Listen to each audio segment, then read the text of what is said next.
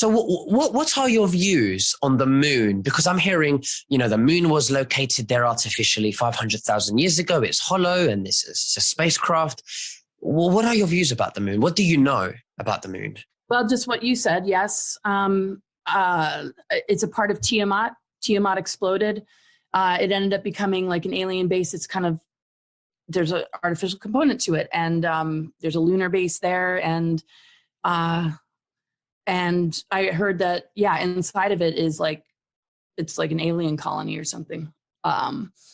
So there is an artificial component to it, but the lunar energy does have a higher octave. There's moon chain lineage beings that occupy the lunar energy. And so that has a lot to do with the mind control. It also has to do with the Saturn moon matrix, the rings of Saturn, how Saturn relates to the moon. The rings of Saturn are very much the simulated artificial reality that we're living. And the lower octave of Saturn has to do with tyranny and control. And it also relates to even Satan. There's a harvesting tank within the planet Saturn, a black cube kind of energy that has been harvesting a lot of the dark energy from blood rituals. So this dark Saturn has a huge impact on the moon. So the Saturn moon matrix is very much like the patriarchal programming. And it's not so much about men, women, as much as it's about a programming that keeps us in a state of imbalance. And when we are in a state of imbalance, we're easily fed on by parasites.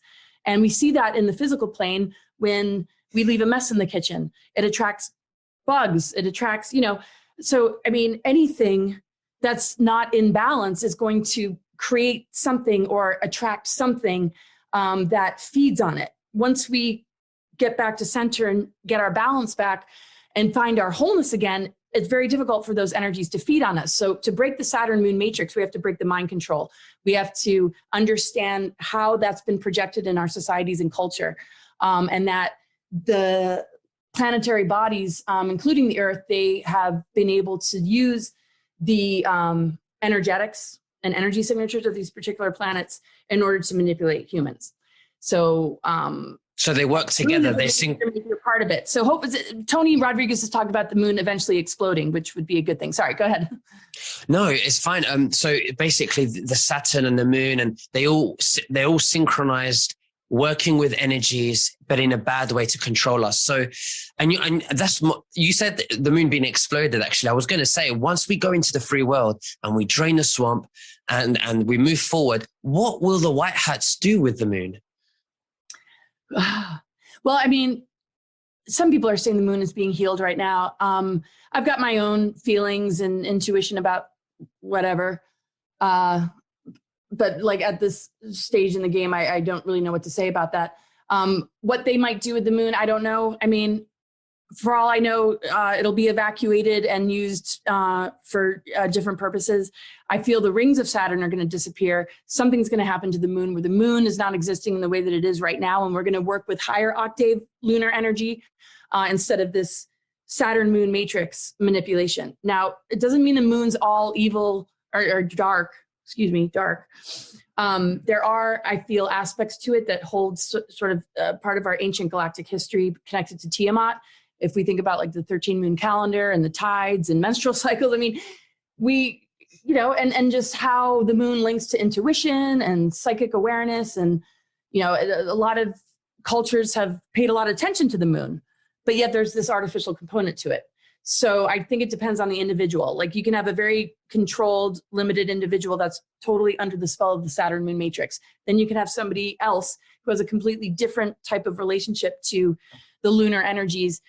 Because to me, all these planetary bodies have stargates, or they can open up into something more than, it's like a person can live in a 3D Earth or in a 5D Earth and be in the same room with each other, I guess you know what I mean? Yeah, like the state of mind. Someone can be so positive and happy, and the other person can be suicidal, and they can be in the same room, but they can see the same things in the room, but they have a different reality. Totally. So a person under the mind control is going to be impacted by the negative weaponry, by things like the artificial aspects of the moon and Saturn, but somebody who's more evolved or somebody who's more awakened is going to be relating to the higher octaves of those planetary bodies. The higher octave of Saturn is self-mastery and being a teacher. and going through the trials and tribulations of life and growing and maturing. It rules the law of structure. So the lower level, though, of Saturn being tyrannical, we see the law of structure being impacted in a very negative way with this agenda of control and domination, and through fear.